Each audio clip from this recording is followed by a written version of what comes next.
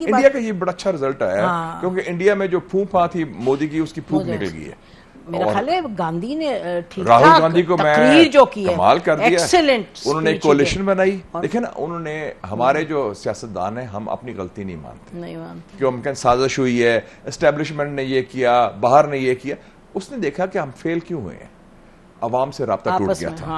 उसने फिर यात्रा की, रिमेंबर पूरा हिंदुस्तान वॉक करके गया। मेरा एक दोस्त था मुसलमान, उसके साथ था, उसने मुझे बताया भी व्लादिवोस्टॉक आया था। अच्छा। कहता है वो उसने बिल्कुल जॉगर्स पहन के, जीन्स या पजामा पहन के एक्चुअल वॉक की, गांव में रहा, पूरा दाढ़ी रख ली और पूरा उसने लोगों से नतीजा सामने और 26 पार्टीज का इत्तेहाद बनाया, 26 पार्टीज का। और अभी जब उसे पार्लियामान में उसको ललकारा है मोदी को, तो उसने कुरान में से कोट किया, कुरान में कोट किया और कहा कि अमन पसंद साहब हैं। I think we are looking at the future prime minister of India. Modi का ये लास्ट टेन्योर है। मोदी जी जिसको हमने मुबारकबाद भी दी, मोदी जी का ये लास्ट टेन्योर है, मैं आपको बता दूं। वो मुबारकबाद डिडंट सिट क्वाइट वेल, क्योंकि मुबारकबाद दी थी ना कि आप इलेक्शन जीते। इलेक्शन नहीं, वो जीता था और लोगों ने इत्मीनाद का वोट दिया आपको, वो तो इलेक्शन हारा था। अच्छा ये बताएं कि रशिया के साथ अभी जो प्राइम मिनिस्टर की और प्रेसिडेंट पुतिन की एक्सचेंज भी हुई, तो लगता है कि जैसे president Putin is also looking at this relationship in a serious वे। शायद ये बड़ी सिग्निफिकेंट है गिवन द फैक्ट कि चाइना और रशिया कितने क्लोज हैं और उसी कॉन्टेक्स्ट में हमारी क्लोजनेस। ये मेरा दूसरा दौरा है रशिया का पिछले 3 महीने। मैं फरवरी में गया था एक कॉन्फ्रेंस के लिए और अब मैं गया हूँ जून में।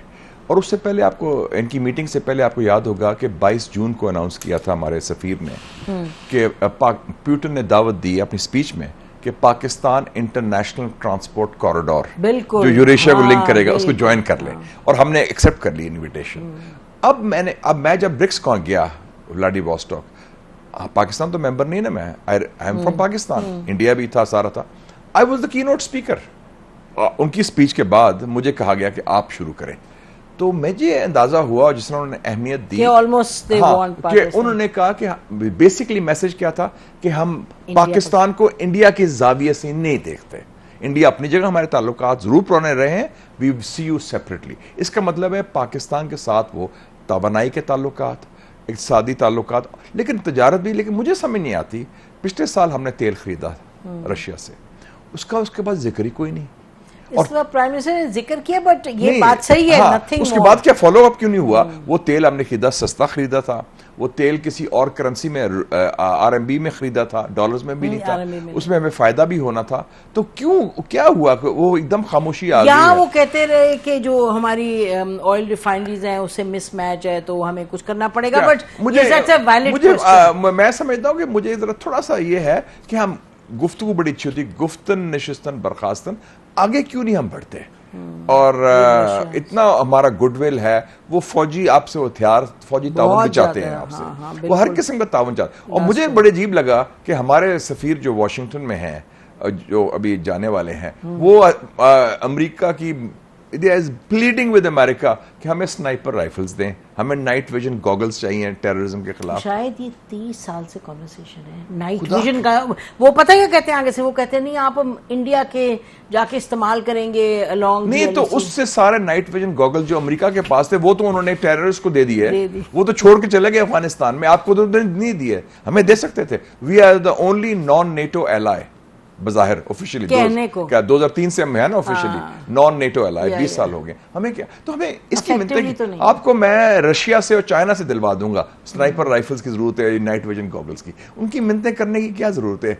आप इतनी बड़ी न्यूक्लियर पावर है, आपने दहशत गर्दों का मुकाबला करना है और अमेरिका की मिन्नतें करने कि हमें ये प्लीज दे दें। और आपने ठीक कहा कि वो क्या कहते हैं, this is 30 years we've been asking, और वो नहीं देते आपको, they don't trust you even on that। तो हमें देखना, तो हमें मेरे ख्याल में थोड़ी सी कोई सेल्फ रिस्पेक्ट, डिग्निटी और हमें स्ट्रेटेजिक क्लैरिटी होनी चाहिए कि क्या हमें मिल सकता है, किससे क्या मिल सकता है।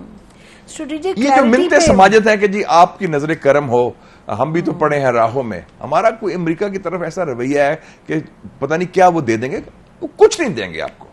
लेट बी वेरी क्लियर, नहीं वो स्ट्रेटेजिकली उनका एलाई इंडिया है, they don't see you, they will give everything to India. उन्होंने फैसला कर लिया है, आपके साथ क्लाइमेट चेंज में देंगे, आपके साथ स्कॉलरशिप्स देंगे, आपको वो इंटरनेशनल विजिटर्स प्रोग्राम में लगाएंगे, एग्रीकल्चर में देंगे, non lethal equipment.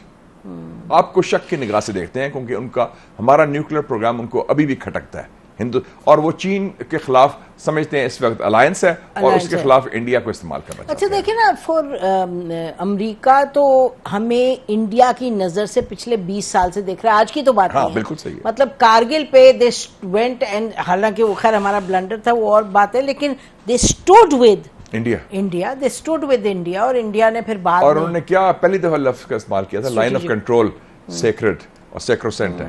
Line of control को उन्होंने इंटरनेशनल बॉर्डर का ऑलमोस्ट अपनी तरफ से वो दे दिया था। अच्छा, तो इस पे अगर हम थोड़ा फोकस करें तो मुझे लगता है कि पाकिस्तान में इन चीज़ों की गाहे बगाहे रियलाइजेशन होती है in the circles that make policy, लेकिन एक कंसिस्टेंट और कॉम्प्रिहेंसिव मुशाहिद पॉलिसी बनती नहीं है इन चीजों। नहीं जी, मैं आपसे मुद्दबाना इख्तिलाफ कर रहा हूं। वो ये है कि मेरा ख्याल में हमारी सोच इनके बारे में 1990s में फंसी हुई है, कोल्ड वॉर की, अभी भी कुछ मिल जाएगा, ये अभी भी किसी लड़ाई में साथ खड़े हो जाए, शायद हमारी अहमियत आ जाए, शायद हमें जरूरत पड़ जाए, और शायद उन्होंने कहा हम अमेरिका की मदद चाहते हैं काउंटर टेररिज्म पर। भाई अमेरिका की tried tested failed policy Afghanistan में 20 साल में उन्होंने क्या किया, तिया पांचा किया, गन डाला उन्होंने। ये जो आप कह रहे हैं, आप अभी भी उम्मीद रखे हुए हैं उनसे, तो वो जो सोच है, मुझे तो बहुत से एक्सपर्ट्स नजर आते हैं इधर जो सवाल कर रहे होते हैं सेमिनार में, we should balance the relationship. नहीं, also don't put all eggs in one basket. How important are we are no longer important for the US. कमाल है, कौन सी दुनिया में लोग ऐसे बात तब्दील हो गए। बल्कि मैं कहता हूं हम वेलकम करें कि जो अमेरिकन लेड जो वो ऑर्डर था उसका खात्मा हो रहा है, वो जवाल हो रहा है। ये दुनिया पैदा हो रही है। अल्लामा इकबाल ने कह दिया था, देख मशरिक से उभरते हुए सूरज को देख, वो एशियन सेंचुरी का डॉन हो रहा है, आप उसका हिस्सा है।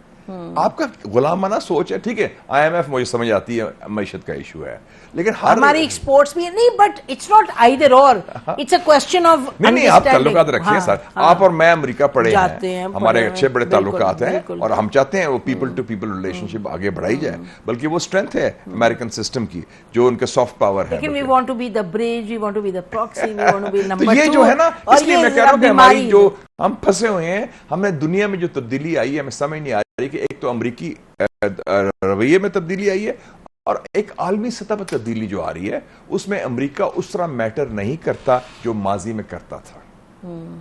मुशाहिद, जब तक कि हमारे इंटरनल मामलात हैं, पॉलिटिक्स से आप और मैं कहते हैं जी इस पे हम क्या बात करें, हम इन चीज़ों में बात करें, लेकिन जो ये चीज़ें हैं, इन चीज़ों में आगे बढ़ने के लिए आपको अंदर खाने तो मामलात को सुलझाने की जरूरत है। तो बड़ी अच्छी बात है कि PTI को बुलाया, APC में ये जो अज़्म इस्तेकाम के लिए कर रहे हैं, और उन्होंने भी कह दिया हम आएंगे, दैट्स अ गुड डेवलपमेंट। आज एक नई पार्टी भी बनाई है शाहिद साहब ने, हालांकि हमें तो लगता है इस वक्त दो बड़े एलिफेंट्स में किसकी जगह, बट एनीवे एक सेंसिबल बात, वाइज बात अगर की जाए एक नए प्लेटफॉर्म से अच्छा है। तो मुझे बताएं कि अंदर खाने हम यानी हम किस तरह से अपने आप को आगे बढ़ाएं, किस तरीके से ये जो चैलेंज है, दिस इज़ वेरी क्रिटिकल। वो अचक साहब इसमें भी इन्वॉल्व हुए हैं। I know you are not great fan of politics, but we have to talk about how we move forward. आपने जो इम्पोर्टेंट बात की है ना, कि देखें ना, जो हमने बात की ना कि इलाकाई तब्दीली, आलमी तब्दीली, वो तब्दीली पाकिस्तान की सियासत में भी आ रही है। हाँ, सही जो एक रवायती सोच थी, और जो 8 फरवरी को इलेक्शन रिजल्ट हुआ, जिसमें इसका मतलब पाकिस्तान के नौजवान, पाकिस्तान की खवातीन, हमारे स्टूडेंट्स, मिडिल क्लासेस, डायस्पोरा, वो रेस्टलेस हैं, और वो समझते हैं कि ये सिर्फ फंसा हुआ सिस्टम था। पहले हम कहते थे कि जिस 2 पार्टी सिस्टम आ गया जी, अब वो तो अब तीसरी की गुंजाइश नहीं, एक तीसरी कुव्वत आ गई, और वो अवामी कुव्वत भी बन गई, और उस कुव्वत ने सबको मिलके हरा दिया। सो दैट मीन्स कि एक स्कोप तो है। और मैं समझता हूं कि इस वक्त जो पाकिस्तान के अंदर भी जो रवायती सियासतदान हैं या रवायती सियासी जमातें हैं, जो mostly they are becoming family firms now, family private limited companies,